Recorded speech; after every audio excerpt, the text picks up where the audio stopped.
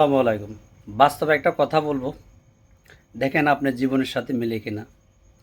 আমরা যখন সুখে থাকি, আল্লাহ যখন ভালো সময় দেয়, তখন আমরা অনেক কিছু করতে মন চায়। ওই খারাপ সময়টাতে আমার পিছনে আছে, সেটার কথা আমরা একটুও ভাবি না। ভালো সময় কিন্তু আমরা ১ মাস কিন্তু পার করা শেষ কিন্তু কাল। এখন যখন কোনো কারণে এটা আমার নসিবে আছে, এটাই পৃথিবীর সিস্টেম। এটাই আমাদের মনে করেন উপর থেকে আল্লাহ এইভাবে লিখছে। কখনো ভালো, কখনো খারাপ, কখনো মন্দ। একটা মানুষের জীবন এভাবেই কিন্তু ঘুরতে থাকে। তো যখন ভালো সময়ের মাসটা যখন শেষ হয়ে যায়, যখন খারাপ মাসে ঢুকবে, কোনো একটা উসুল্লাতে ঢুকে, সেটাই আল্লাহর পরিকল্পনা। তখন আমরা ওই সারাক্ষণ প্রতিটা মুহূর্তে চিন্তা করি, আল্লাহ তুমি আমার কেন এই খারাপ সময়টা দিলা, কী কারণে দিলা, কেন দিলা, এটা না দিলেও পারতা। ঠিক আছে নি, কিন্তু ভালো সময়টা থাকতে খারাপ সময়টার কথা চিন্তা করি না। এই কারণে যখন ভালো সময় আপনার জীবনে আসবে, সবসময় আল্লাহর কাছে চেষ্টা করুন বলার জন্য, আল্লাহ তুমি আমার রিজিকটা অন্তত রাখো, রিজিকটা ওঠে না, আমার খারাপ সময় থেকে তুমি আমরা দূরে রাখো, সবসময় তুমি আমাকে যেটা আমার জন্য ভালোবাসে সেটাই দাও। আমি জলযন্ত্র তার একটা প্রমাণ। আপনারা জানেন আমি একটা 5 স্টার হোটেলে দীর্ঘদিন কাজ করছিলাম, 4টা বছর। তা আমার নিজস্ব বিষয় ছিল, আমি অন্য একটা সাপ্লাই কোম্পানির থেকে যাই কাজ করতাম। তো যখন আমি বিষয় শেষ হয়ে গেছে, তখন ওইখানে এমন কোনো লোক নাই, মানে 4 বছর তো কাজ করি, তো সবার সাথে আমার পরিচিত, এমন কোনো লোক নাই ছোটো থেকে বড় পর্যন্ত, সবাই দুয়ারে দুয়ারে ঘুরছি শুধু আমার বিষয়টা যেন ওই হোটেলে লাগানোর জন্য। এবং কি নামাজ পড়তেছি, আল্লাহর কাছে দোয়া করতেছি, এবং কি এমডির কাছেও সরকার গেছি, উনিও আশ্বাস দিছে আমি দেশে যাইতেছি, দেশের থেকে এসে তোমাকে বিষয় লাগাই দিব।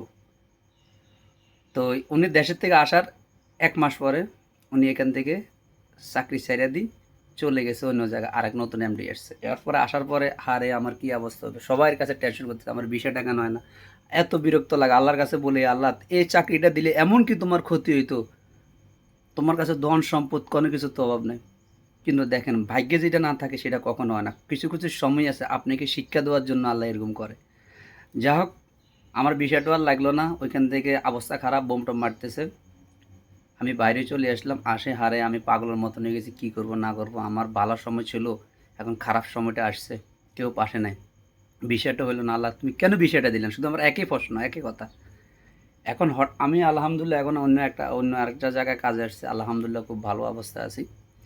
এখন খবর আসছে যে জায়গায় আমি কাজ করতাম, ওই জায়গায় প্রায় 800-900 লোক ছিল। এটা একটা বড় 5 স্টার হোটেল ছিল, অনেকের জন্য দুবাইতে। পার্ক হায়াত নামে চিনে, আপনি গুগলে সার্চ দিলে পারবেন, দুবাই ক্রিক পার্ক, হায়াত, হায়াত এজেন্সি, হায়াত প্লেস, এরকম বহুত হোটেল আছে, বিশাল বড় বড়। মানে বাইরের দেশ থেকে এরা আসে, শুধু টাকার খেলা এখানে। তো এখন শুনি 2 মাসের মাথায় পুরো হোটেল বন্ধ হয়ে গেছে। মানে হোটেলে কোনো বিজনেস নাই। 100% মাঝে 99% লোক বিদায় করে দিছে। শুধু 1% লোক আছে, কিছু লোক আছে তদারকির জন্য, কিন্তু পুরা লোক বিদায় গেছে। তখন এখন আমার ওইখান থেকে এখন আমার অনেকে ফোন করে বলে, তখন তুমি অনেক দুয়ারে দুয়ারে বলছো, তোমার চাকরিটা হয় না, আল্লাহ দেয় নাই। দেখেন সবচেয়ে পরিকল্পনাকারী হলো একমাত্র উনি। উনি কখন যে কার পরিকল্পনা কীভাবে লিখে রেখেছে কেউ বলতে পারে না, বাস্তব অভিজ্ঞতা থেকে বলতেছি। তো এখন আমার উঁশ এসতেছে, হারে আল্লাহর কাছে এত দোয়া করলাম, এত কাঁদাকাটি করলাম, আল্লাহ তুমি আমার চাকরিটা দিলে কি এমন তোমার ক্ষতি হইতো বিষয়টা ওখানে লাগানোর জন্য। এবং এমডির কাছে গেছি, এমন কোনো লোক নেই আমি বাকি বাকি রেখে নেই, একজনের কাছে 4-5 বারও গেছি, সবাই আশ্বাস দিতে হবে, কিন্তু কাল হয় নাই।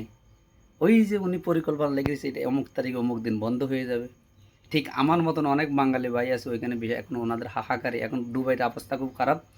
ভিসা দিয়ে ওইখানে ক্যান্সেল করে দিয়ে অন্য জায়গায় বিষয় লাগানোর কোনো প্রসেস নাই, কারণ কোনো বিষয় হচ্ছে না দুবাইতে। তো এখন আমার উঠে এসেছে, আসলে কিছু সময় আসে আপনাকে আল্লাহ, আপনি যেটা চাইবেন তার চেয়ে ভালো উত্তম জিনিস আল্লাহ আপনার জন্য লিখে রেখেছে, কিন্তু আপনি সেটা কখনো চিন্তাও করতে পারবেন না, ধারণা করতে পারবেন না। কিছু খারাপ সময়ও আসে আল্লাহ আপনাকে শিক্ষা দেওয়ার জন্য, বোঝানোর জন্য, দেখ তুই কী চাইছ, তোর জন্য আমি কি রাখছি। আল্লাহর দরবার শুকরিয়া। সবাই অবশ্যই আল্লাহর উপরে বিশ্বাস রাখি, যে কোনো কিছু করেন হতাশ হইয়েন না।